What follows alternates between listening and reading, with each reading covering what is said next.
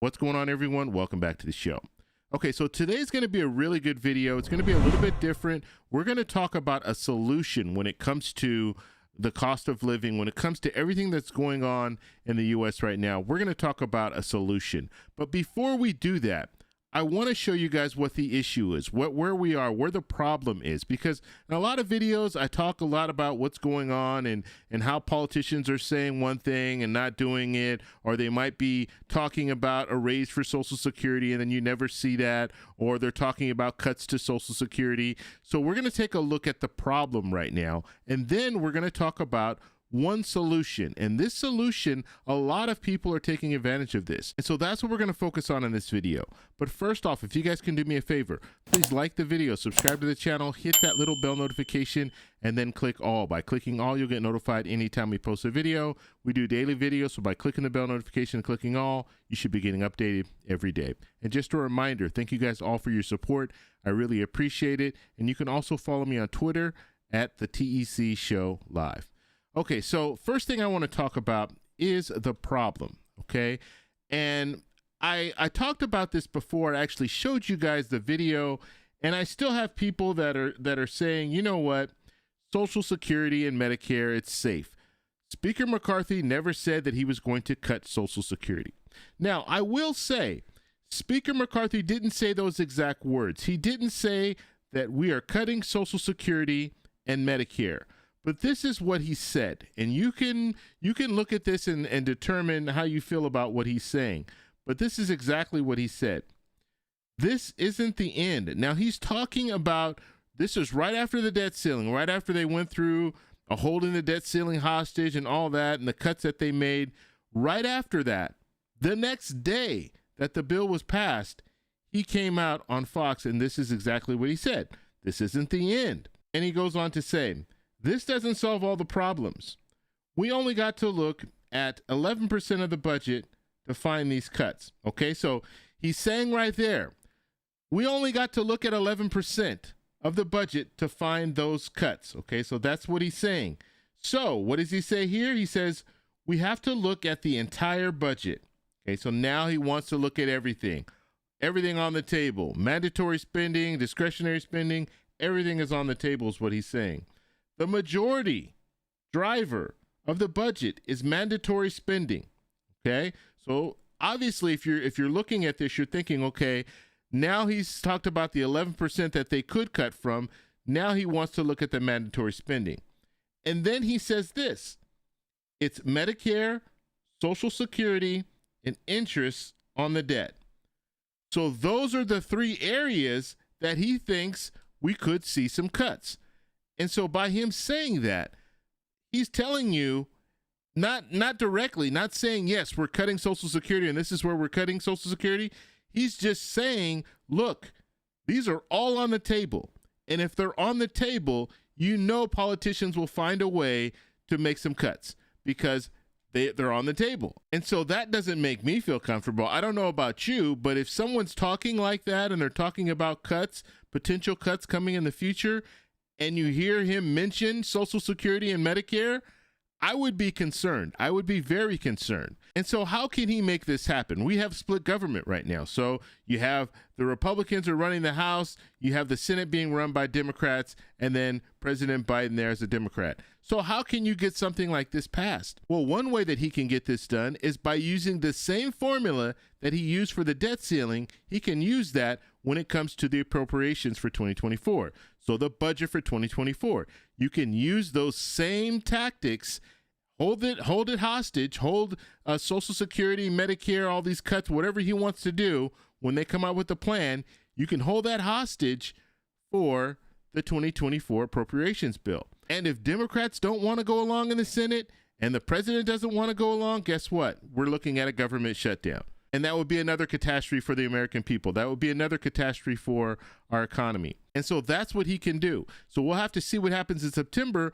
But by October 1st, they need to have a budget for 2024. So if they can't come to some type of resolution in September, then we're looking at a situation where we could see a government shutdown. Now, I know this is all frustrating, and I know we talk about things, and we continue to talk about, is there going to be an increase? There's not going to be an increase. Is there going to be cuts? There's not going to be cuts.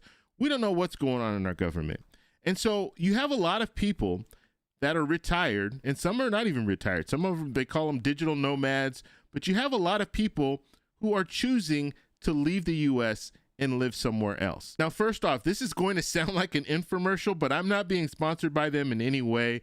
If you guys know my history, I spent 5 months last year in Colombia. And the main reason that I did that, and I don't think I really talked about this, but the main reason that I wanted to spend a significant amount of time outside of the U.S. is because I wanted to see, could I do it? And I was able to do it. I enjoyed myself. I wanted to stay even longer in Colombia, but I had to come back because my visa was only for 6 months, and I split up my visit, and so I lost a month. So I only had 5 months total that I could stay. And I had a really good time. I really enjoyed myself, and the cost of living was great. The friendships that I made there, it was just an amazing experience overall. So what I want to do now, I want to show you guys. First, I want to go to a website, and this website, because anytime I post videos, and when I was in Colombia last year, I posted a few videos showing you expats, people who have left the U.S., mainly people who are retired. They left the U.S., they're living on Social Security in another country. And yes, you can receive Social Security in most countries. So not every country, but I mean, we're talking about some countries that you would probably not want to live in, like North Korea and stuff like that. So first I want to show you their website, and the company is called International Living. Okay, now I went to this website, and you can subscribe up here. So if you see at the top, you can subscribe for a newsletter. So they'll send you a newsletter on a regular basis, and I will subscribe. I haven't done that yet, but I will subscribe to that. And then you can move down here, and you see on the right hand side in the this yellow little box, it says claim your free ticket to the Retire in Paradise Summit. And so I went ahead and did that. I clicked on this. They're going to ask you for your email, your name and your email. You click on that, and I'm going to show you what comes up with, because they will send you an email, and we're going to go over this really quickly. And I would strongly encourage you guys to do this. Even if you're thinking, you know what, well, I don't know if I would want to live in another country, but I would do it just to see what's out there, because you never know. Just like I was saying, I spent 5 months in another country. And the reason that I did that is because I wanted to see, could I do this? Is it possible? Is the language barrier going to be too much for me? Am I going to be able to learn Spanish and things like that? So I would highly, highly recommend signing up, and then you'll be able to see the videos that they actually produce. So let me show you. I'll show you what comes up, because they do send you an email, and once they send you that email, then you can go from there. Let me show you that. Okay, so here's the email that they sent me.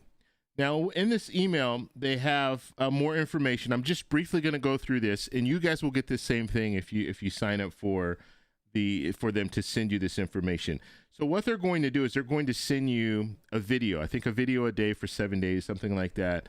And I just started it today, so I'll start looking at some of the videos. And of course, I'm going to share with you guys some of the information that I learned in this little series, this little seminar. It's kind of like it's an online conference is basically what it is. So looking on here, and I just wanted to highlight a couple of the things that I put some yellow highlights on. So $1,700, okay, $1,700 or less. So they're gonna talk to you about different places where you can live on less than $1,700 a month. Okay, so if you're receiving Social Security, if you're receiving $1,700 in Social Security in the U.S., you're going to struggle. But I can tell you firsthand, if you're in places like Colombia and you're spending, and you have about $1,700 as far as your living expenses, you can do really well in places like Colombia. So not just Colombia, Portugal, Spain. There are a lot of different places where you can afford to live on $1,700 a month, and your Social Security. You can receive your Social Security there. Okay, so, and then they also talk about just buying. If you want to buy property, this is another thing. So let's say you own a house out in the U.S. and you're considering relocating. You might want to go to a country and see how it is and see if you like it. You could get to that point where you're thinking, you know what? I could move here. I want to buy some property here. Or you could be in the early stages of seeing a place that's a beachfront community for around $100,000. And you might think to yourself, this place in 20 years is probably really going to be a popular destination, or in 10 years is probably going to really be a popular destination. And so you might choose to take some equity out of your home, or you might choose to sell your house and spend that $100,000 or the $150,000 and buy a beachfront house in a very, very nice community. And so here are the videos. So day 1, day 2, day 3, day 4, day 5, day 6, day 7. So 7 videos that they're going to send to you so you can take a look at them. Okay, so now what I want to do is I want to show you, this is a local news station that did a report on international living, and they were talking a little bit about one of the conferences. So they do have physical conferences that you can actually attend. I'm going to look into it a little bit more and see when they have a conference. I love going to conferences. I just got back from a conference a few days ago, and I went to a conference about a month and a half ago, the National Association for Broadcasters. So I like going to conferences because you can learn a lot of valuable information at the conferences, and then you can also network with people. So let me show you this clip, and then we'll talk a little bit about it. Here we go. Tonight at 11, this is a fascinating trend, though. So more Americans are leaving the United States for good, according to international experts. Yeah, so Chief Investigative Reporter Eric Flack, he packed a bag and went in search of the reasons why Americans are leaving America. This is a special security announcement. Do you ever think about hopping on a plane and never coming back? Corey and Matthew Strunk from Calvert County have. We have joked that, oh my gosh, we have got to get out of here. Jen Dewberry from Prince George's County too. Wouldn't it be something to be the granny who lives in Portugal? International travel experts say they aren't alone. Americans' interest in moving out of the U.S. is on the rise. So I hopped a plane and traveled to a Living Abroad conference in Atlanta to find out why. I think people are beginning to wonder if the U.S. is as great as they always thought it was. Jennifer Stevens is the executive director for International Living, a worldwide resource for Americans moving overseas. And when we talk about these modern conveniences, you know... In October, International Living hosted this boot camp for people looking to retire abroad. Where are you from? Texas. Texas. You? Okay. Maryland. Hundreds paid for access to information on everything from buying a home in another country to finding an expat community in dozens of overseas nations. So countries are reacting to this trend. Absolutely. And recruiting. Yeah, absolutely. Countries are doing that. Recruiting, Stevens says, by loosening restrictions on travel and work visas, allowing Americans to live abroad for years without renewing the visa, or in some cases, indefinitely. Will this be forever? This is forever. Becky Gommel and her husband live in Marble Falls, Texas, but are planning to leave in the next 12 to 24 months. And look at the people that are at this conference. They're older people, right? So I would say 50 and above. You have a lot of people that are, they're not young. You're not seeing a lot of young kids, although there are some young digital nomads that are out there, because now, especially after the pandemic, you have options when it comes to working. You can work online. You can work remotely. You don't have to be in an office. And so what some people are choosing, especially the younger people, that digital nomads, they're choosing to go to another country because it's cheaper to live in those other countries, and they're still making that US dollar. And so now they can take the money and they can save a lot more. So you don't have to live in the big cities. That's one of the big problems with some of these companies. You have to live in a big city. If you live in a big city, you're paying $2,000 for a 1-bedroom apartment, where you can go to Colombia or go to Portugal or go to some of these other different places, work remotely, do the same job, earn the same salary, but your rent is $500, $400 a month. So you can save a lot of money. Not sure if you have the answer to this. Schools. As a joke, he had said if President Biden got elected, we're gone. We're out of here. And it happened. And you're out of here. And we're out of here. In fact, politics are pushing Americans on both sides of the aisle to pack their bags. International Living reported a 1,000% increase in web traffic after Roe versus Wade was overturned. Meanwhile, the 2016 election of Donald Trump, George Floyd protests, and the COVID-19 pandemic all significantly drove up clicks for Where Can I Live, a consulting business for people who need help with the logistics of moving to another country. Moving abroad for most people is a huge undertaking. I zoomed in Where Can I Live CEO Allison Johnson from her home in Barcelona, Spain. She told me politics and divisiveness aren't the only factors pushing Americans to leave the U.S. These include cost of living in general, especially at the moment. Cost of healthcare comes up so often. Safety and security, especially those with smaller kids. But back at that conference in Atlanta, people I spoke with said the moving abroad trend is less about people who are fed up with our country and more about Americans looking for a different life experience. And then there are the growing number of digital nomads, Americans who can work remotely, even internationally post-pandemic. It was more like, okay, I don't have to make a lot of money. I don't have to work too hard. Jessica Ramesh now calls Panama home. I think that there's always a risk when you're running from instead of running to. I think your reasons for going abroad have to be deeper than that. Okay, so the State Department told us they can't say how many Americans are currently living abroad. U.S. citizens are not required to register travel to a foreign country. Now, previous State Department estimates put the number around 9 million people, including active military members stationed abroad.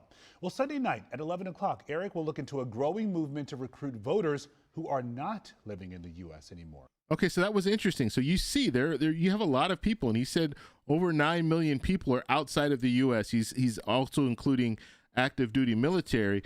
I heard it was somewhere around the neighborhood of 4 million expats that are worldwide. Okay, so before I go, I want to tell you guys a little story. This happened about 10 years ago. This is when I first started traveling.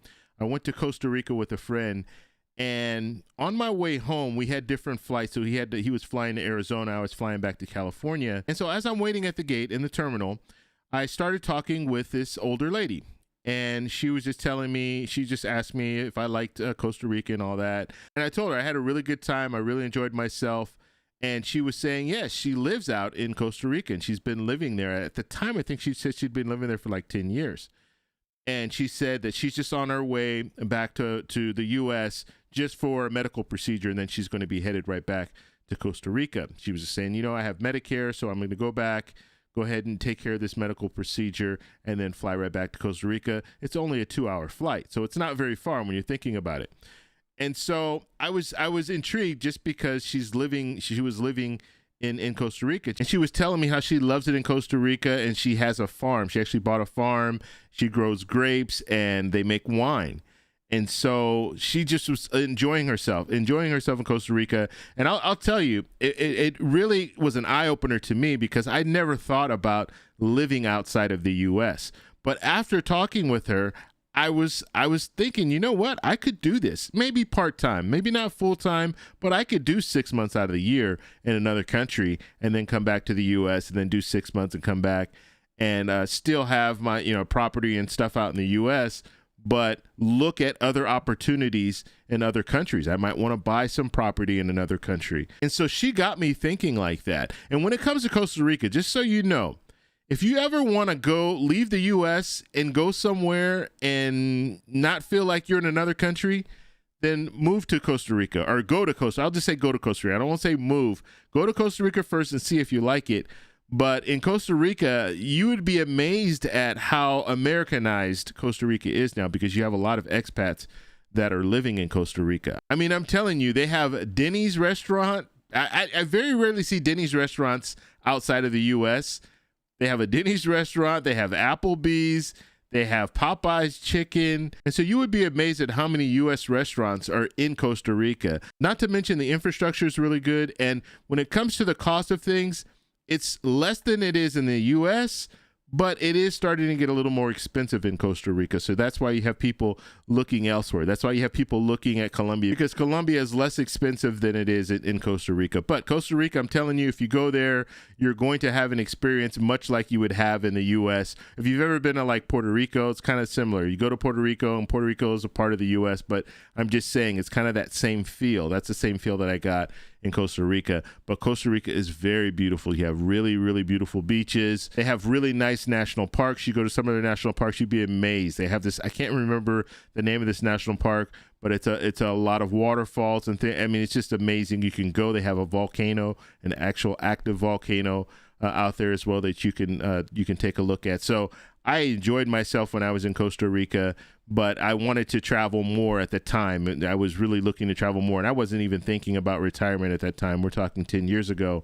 And so it was just interesting to see this lady and talk with her and hear her story and hear how she was just enjoying herself living in another country. And it's so much so that she started a business in that country selling wine. So I want to know what you guys think about all this. So let me know down below. And also don't forget to check out the website that I showed you. I will post a link in the comments. So at the very top of the comments, there'll be a link so you can check it out. And if you want to sign up for the newsletter and so they can give you some information, more information about living outside of the U.S. And I'm telling you, even if you don't think that you want to do that, just sign up so you can see what's out there, and it might change your mind. You might see some people that'll change your mind. You might think, you know what, I'm at an age now where I don't really want to move around, but then you find out that there are a lot of people that are your age that are going to other countries and living in other countries, and those people are doing really well, so you might want to look into it. That's all I have for you guys. Like the video, subscribe for more, and I'll talk to you in the next one. Bye.